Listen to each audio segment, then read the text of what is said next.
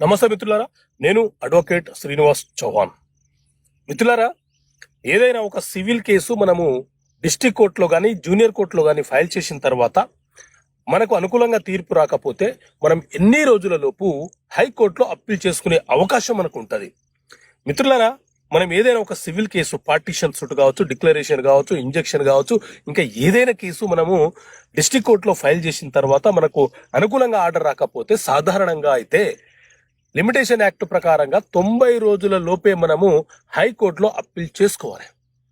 90 రోజులు దాటిన తర్వాత అప్పీల్ చేసుకోవాలనుకుంటే దానికి గల బలమైన కారణం అనేది మనము హైకోర్టుకు చూపించగలిగితే హైకోర్టు యొక్క విచక్షణ అధికారాలను ఉపయోగించి ఆ అప్పీల్ని స్వీకరించాలా వద్దా అనేది హైకోర్టు నిర్ణయం తీసుకుంటుంది.